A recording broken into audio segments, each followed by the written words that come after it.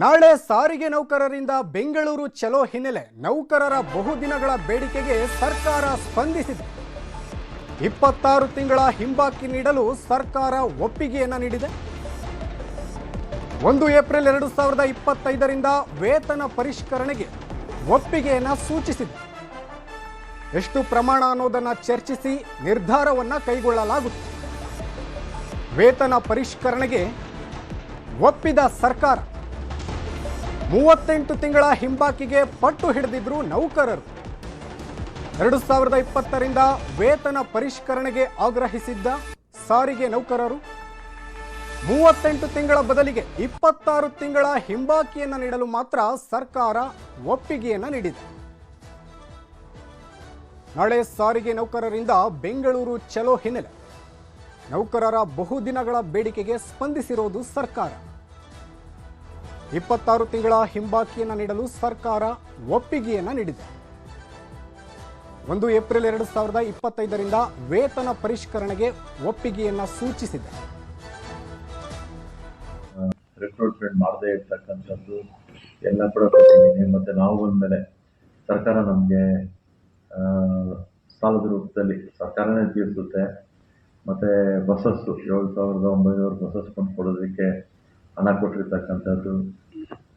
ಮತ್ತು ರಿಕ್ರೂಟ್ಮೆಂಟು ಸುಮಾರು 10,000 ಜನ ರಿಕ್ರೂಟ್ಮೆಂಟ್ ಮಾಡಿರ್ತಕ್ಕಂಥದ್ದು. ಮತ್ತು ಮೋಟರ್ ವೆಹಿಕಲ್ ಟ್ಯಾಕ್ಸ್ ಎಕ್ಸಂಪ್ಷನ್ ಕೊಟ್ಟಿರ್ತಕ್ಕಂಥದ್ದು. ಇನ್ನು ಸರ್ಕಾರದ ವೇತನ ಪರಿಷ್ಕರಣೆ ಆದೇಶವನ್ನ ಒಪ್ತಾ ಇಲ್ಲ ಸಂಘಟನೆಗಳು. ನಾಳೆಯ ಬೆಂಗಳೂರು ಚಲೋದಲ್ಲಿಲ್ಲ ಯಾವುದೇ ಬದಲಾವಣೆ. ಹಿಂದಿನ ನಿರ್ಧಾರದಂತೆ ನಾಳೆ ಫ್ರೀಡಂ ಪಾರ್ಕ್ನಲ್ಲಿ ಪ್ರತಿಭಟನೆ ಹಮ್ಮಿಕೊಳ್ಳಲಾಗಿದೆ. ನಮ್ಮ ಬೇಡಿಕೆ ಇರೋದು 38 ತಿಂಗಳ ಹಿಂಬಾಕಿ ವೇತನ. 2020ರಿಂದ ವೇತನ ಪರಿಷ್ಕರಣೆ 25% ಆಗಲೇಬೇಕು. ಪೂರ್ವ ನಿರ್ಧಾರದಂತೆ ನಾಳೆ ಪ್ರತಿಭಟನೆಯನ್ನು ನಡೆಸಲು ನಿರ್ಧಾರವನ್ನು ಮಾಡಲಾಗಿದೆ.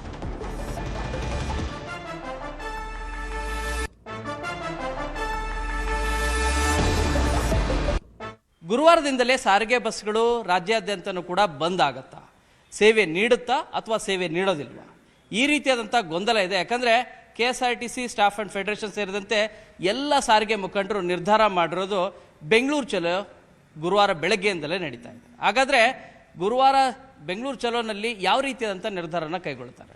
ಎಲ್ಲ ಸಾರಿಗೆ ನೌಕರರು ಈ ಬೆಂಗಳೂರು ಚಲೋದಲ್ಲಿ ಭಾಗಿಯಾಗ್ತಾರಾ? ಇದರಿಂದ ಪ್ರಯಾಣಿಕರಿಗೆ ತೊಂದರೆ ಆಗತ್ತಾ? ಬನ್ನಿ ಈ ಬಗ್ಗೆ ಮಾತಾಡಲಿಕ್ಕೆ ಸಾರಿಗೆ ನೌಕರರ ಮುಖಂಡರಾದಂಥ ವಿಜಯ್ ಭಾಸ್ಕರ್ ಇದ್ದಾರೆ, ಅವ್ರನ್ನೇ ಮಾತಾಡಿಸ್ತಾ ಹೋಗ್ತೀನಿ. ಸರ್, ಈಗ ನಿರ್ಧಾರವನ್ನು ತೆಗೆದುಕೊಂಡಿದ್ದೀರಿ ಗುರುವಾರ ಬೆಂಗಳೂರು ಚಲೋ ಮಾಡ್ಬೇಕಂತೇಳಿ, ಎಲ್ಲ ನೌಕರರು ಭಾಗಿಯಾಗ್ತಾರೆ ಇದರಲ್ಲಿ? ನಾವು ಈ ಬೆಂಗಳೂರು ಚಲೋ ಕಾರ್ಯಕ್ರಮಕ್ಕೆ ಕರೆ ಕೊಟ್ಟಿರೋದು ನಮ್ಮ ಕಾರ್ಯಕರ್ತರು ಮತ್ತು ಜಂಟಿ ಕ್ರಿಯಾ ಸಮಿತಿಯ ಬೇರೆ ಬೇರೆ ಸಂಘಟನೆಗಳ ಕಾರ್ಯಕರ್ತರು ಭಾಗವಹಿಸಬೇಕು ಅಂಥೇಳಿ ನಾವು ಕರೆ ಕೊಟ್ಟಿರೋದು. ನಾವು ಎಲ್ಲ ನೌಕರರಿಗೂ ಇವತ್ತು ಕೆಲಸ ನಿಲ್ಲಿಸಿ ಈ ಬೆಂಗಳೂರು ಚಲೋಗೆ ಬನ್ನಿ ಅಂಥೇಳಿ ನಾವು ಕರೆ ಕೊಟ್ಟಿಲ್ಲ. ನಾವು ಹೇಳಿರೋದು ಯಾರು ರಜೆದಲ್ಲಿರ್ತಾರೆ, ಯಾರು ವಾರದ ರಜೆಯಲ್ಲಿರ್ತಾರೆ, ಯಾರು ಡ್ಯೂಟಿ ಇಳಿತಾರೆ ಅಂಥ ಜನ ಬನ್ನಿ ಅಂಥೇಳಿ ನಾವು ಕರೆದಿರೋದು. ಸ್ವಂತ ರಜೆ ಹಾಕ್ಕೊಂಡಿರೋರು ಸಹ ಭಾಗವಹಿಸ್ಬೋದು, ಆ್ಯಂಡ್ ಕೆಲವು ನಿವೃತ್ತ ನೌಕರರು ಕೂಡ ಬರಬಹುದು. ಆದರೆ ಬಸ್ ಸಂಚಾರದಲ್ಲಿ ಯಾವುದೇ ವ್ಯತ್ಯಯ ಇಲ್ಲ, ನಾವು ಆ ರೀತಿ ಕರೆನೂ ಕೊಟ್ಟಿಲ್ಲ. ನಾಳೆ ಸಂಜೆ 4 ಗಂಟೆಗೆ ಈಗಾಗಲೇ ನಾವು ತೀರ್ಮಾನ ಮಾಡಿದ್ದೀವಿ, ನಾವು ಸ್ಟ್ರೈಕ್ ಮಾಡೋದಕ್ಕೆ ನೋಟಿಸ್ ಕೊಡೋದಿಲ್ಲ ಅನ್ನೋದು ನಮ್ಮ ತೀರ್ಮಾನ. ಕಾರಣ ಏನು? ನಾವು ಡಿಸೆಂಬರ್ 31ನೇ ತಾರೀಕು ಕಳೆದ ವರ್ಷ ಡಿಸೆಂಬರ್ 24 ನಾವು ಸ್ಟ್ರೈಕ್ ಮಾಡ್ತೀವಿ ಅಂತ ನೋಟಿಸ್ ಕೊಟ್ಟಾಗ 2 ದಿನ ಇದೆ ಅನ್ನುವಾಗ ಮುಖ್ಯಮಂತ್ರಿಗಳು ಒಂದು ಪತ್ರ ಬರೆದು, ಅವರ ಸೂಚನೆ ಮೇರೆ MD ಅವರು ಪತ್ರ ಬರೆದು, ನಾವು 15ನೇ ತಾರೀಕು ಆದ ತಕ್ಷಣ ನಿಮ್ಮನ್ನು ಸಭೆ ಕರಿತೀವಿ ಅಂದರು. ಮತ್ತು ಸಭೆ ಕರೆದಿದ್ದು ಏಪ್ರಿಲ್ 15.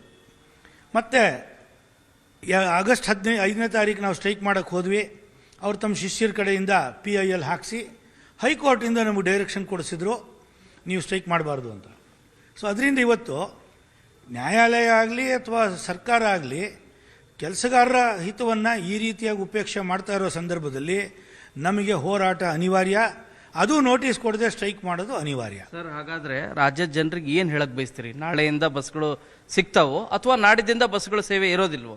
ಈಗ ನಾಳೆ ಸಾಯಂಕಾಲ 4 ಗಂಟೆಗೆ ಜಂಟಿ ಕ್ರಿಯಾ ಸಮಿತಿ ನಾಳೆ ಬರ್ತಕ್ಕಂಥ ಏನು ಬೆಂಗಳೂರು ಚಲೋ ಕಾರ್ಯಕ್ರಮದಲ್ಲಿ ಭಾಗವಹಿಸ್ತಕ್ಕಂಥ ನಾವೊಂದು ಸುಮಾರು 4-5 ಸಾವಿರ ಜನ ಎಲ್ಲ ಮೂಲೆಗಳಿಂದಲೂ ಬರ್ತಾರೆ.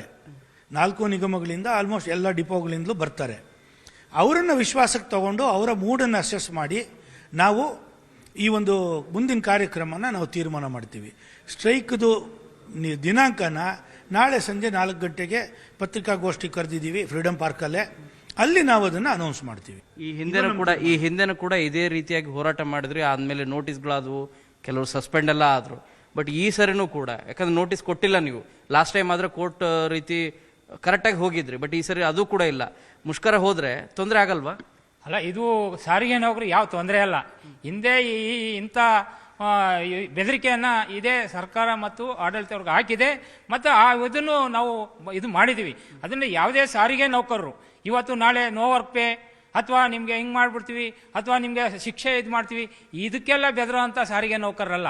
ಇದು ಸಾರಿಗೆ ಮುಖಂಡರೆಲ್ಲರೂ ಕೂಡ ನಿರ್ಧಾರ ಮಾಡ್ತಿರೋದೇನೆಂದರೆ, ಬೆಂಗಳೂರು ಚಲೋದಲ್ಲಿ ಈ ಬಗ್ಗೆ ಸ್ಪಷ್ಟವಾದಂಥ ನಿರ್ಧಾರ ಆಗುತ್ತೆ.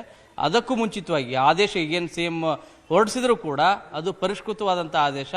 ಆ ಆದೇಶವನ್ನು ನಾವು ಸಭೆಯಲ್ಲೇ ನಾವು ತಿರಸ್ಕಾರ ಮಾಡಿದ್ದೀವಿ. ಈಗ ಆದೇಶ ಹೊರಡಿಸಿದ್ರು ಕೂಡ ನಾವು ಅದನ್ನು ಒಪ್ಪೋದಿಲ್ಲ, ಎಲ್ಲರೂ ಕೂಡ ಬೀದಿಗಿಳಿದು ಹೋರಾಟ ಮಾಡ್ತೇವೆ ಅಂತೇಳಿ ಸರ್ಕಾರಕ್ಕೆ ಎಚ್ಚರಿಕೆಯನ್ನು ನೀಡ್ತಾ ಇದ್ದಾರೆ. ಕ್ಯಾಮ್ರಾ ಪರ್ಸನ್ ರಾಯ್ಡು ಜೊತೆ ಶರಣು ಹಂಪಿ, ನ್ಯೂಸ್ 18.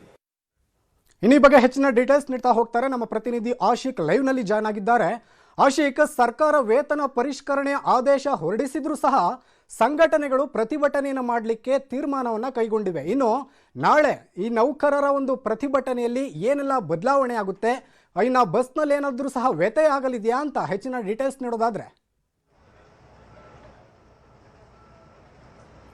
ಸುದೀಪ್, ಸರ್ಕಾರ ಈ ಒಂದು ಸಾರಿಗೆ ನೌಕರರ ಈ ಒಂದು ಬೇಡಿಕೆಯನ್ನ ಒಂದಿಷ್ಟು ಭಾಗಶಃ ಇದೀಗ ಈಡೇರಿಸೋದಕ್ಕೆ ಒಪ್ಪಿಗೆಯನ್ನ ಸೂಚಿಸಿದ್ರು ಕೂಡ ಆ ರೀತಿಯಾಗಿರುವಂಥ ಯಾವುದೇ ರೀತಿಯಾಗಿರುವಂಥ ಒಪ್ಪಿಗೆಗೆ ನಮಗೆ ಸಂಪೂರ್ಣವಾಗಿರುವಂಥ ಬದಲಾವಣೆ ಅಥವಾ ನಮ್ಮ ಬೇಡಿಕೆ ಈಡೇರಬೇಕು ಅನ್ನುವಂಥದ್ದು ಸಾರಿಗೆ ನೌಕರರ ಬಿಗಿಪಟ್ಟು. ಹಿನ್ನೆಲೆಯಲ್ಲಿ ನಾಳೆ ಅವರು ಈಗಾಗಲೇ ಪೂರ್ವವಾಗಿ ನಿಗದಿ ಮಾಡಿರುವಂಥ ಒಂದು ಹೋರಾಟ ಏನಿದೆ ನಗರದ ಫ್ರೀಡಮ್ ಪಾರ್ಕ್ನಲ್ಲಿ, ಅದು ಅವರು ಏನು ಪ್ಲಾನ್ ಮಾಡ್ಕೊಂಡಿದ್ದಾರೆ ಅದೇ ರೀತಿಯಾಗಿ ನಡೆಸೋದಕ್ಕೆ ಸಿದ್ಧತೆಯನ್ನು ಮಾಡ್ಕೊಂಡಿರುವಂಥದ್ದು. ರಾಜ್ಯದ ಬೇರೆ ಬೇರೆ ಜಿಲ್ಲೆಗಳಿಂದ ಸಾರಿಗೆ ನೌಕರರು ಕೂಡ ಬೆಂಗಳೂರಿಗೆ ಈಗಾಗಲೇ ಹೊರಟಿರುವಂಥದ್ದು. ನಾಳೆ ಬೆಳಿಗ್ಗೆ ಅಷ್ಟೊತ್ತಿಗೆ ಆ ಫ್ರೀಡಮ್ ಪಾರ್ಕ್ಗೆ ಬಂದು ಅಲ್ಲಿ ಬೃಹತ್ ಹೋರಾಟವನ್ನು ಪ್ರತಿಭಟನೆಯನ್ನು ಮಾಡೋದಕ್ಕೆ ಮುಂದಾಗ್ತಾ ಇರುವಂಥದ್ದು. ಈ ಸಾರಿಗೆ ನೌಕರರ ಮುಖಂಡರು ಹೇಳ್ತಾ ಇರುವಂಥ ರೀತಿಯಲ್ಲಿ 4-5 ಸಾವಿರ ಜನ ನಾಳೆ ಫ್ರೀಡಮ್ ಪಾರ್ಕ್ಗೆ ಬಂದಿದ್ದೇ ಆದರೆ ಒಂದು ರೀತಿಯಲ್ಲಿ ಆ ಗ್ರಾಮೀಣ ಭಾಗದಲ್ಲಿ ಮತ್ತು ಬೆಂಗಳೂರು ಹೊರತಾಗಿರುವಂಥ ಕೆಲವೊಂದಿಷ್ಟು ಜಿಲ್ಲೆಗಳಲ್ಲಿ ಸಾರಿಗೆ ಸಮಸ್ಯೆ ಉಂಟಾಗುವಂಥ ಸಾಧ್ಯತೆಗಳು ಕೂಡ ಇದೆ. ಆದರೆ ಈಗಾಗಲೇ ನೋ ವರ್ಕ್ ನೋ ಪೇ ಅನ್ನುವಂಥ ನೋಟಿಸನ್ನು ಕೂಡ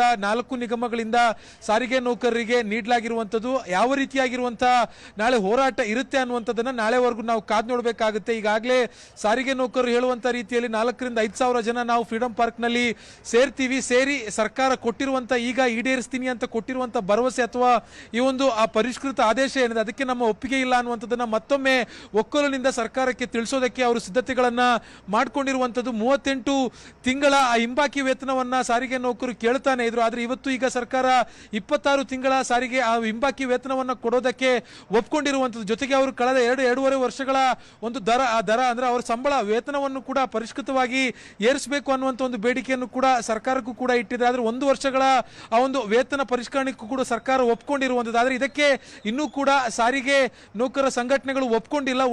ಒಟ್ಟು 7-8 ಸಂಘಟನೆಗಳು ಇದೀಗ ಜಂಟಿ ಕ್ರಿಯಾ ಸಮಿತಿಯಾಗಿ ಹೋರಾಟವನ್ನು ಮುನ್ನಡೆಸ್ತಾ ಇರುವಂಥದ್ದು. ಹೀಗಾಗಿ ನಾಳೆ ನಡೆಯುವಂಥ ಮುಷ್ಕರ ಏನಿದೆ ಇದು ಸಾಕಷ್ಟು ಮಹತ್ವವನ್ನು ಪಡೆದುಕೊಂಡಿರುವಂಥದ್ದು. ಬೆಳಿಗ್ಗೆ 10 ಗಂಟೆಯಿಂದ ಸಂಜೆ 4 ಗಂಟೆವರೆಗೂ ಕೂಡ ನಗರದ ಫ್ರೀಡಮ್ ಪಾರ್ಕ್ನಲ್ಲಿ ಪ್ರತಿಭಟನೆ ಮಾಡಲಾಗುತ್ತೆ. ಅದಾದ ಬಳಿಕ ಈ ಒಂದು ಜಂಟಿ ಕ್ರಿಯಾ ಸಮಿತಿ 7-8 ಸಂಘಟನೆಗಳು ಜಂಟಿಯಾಗಿ ಒಂದು ಪತ್ರಿಕಾಗೋಷ್ಠಿಯನ್ನು ಕೂಡ ಕರೆದಿರುವಂಥದ್ದು.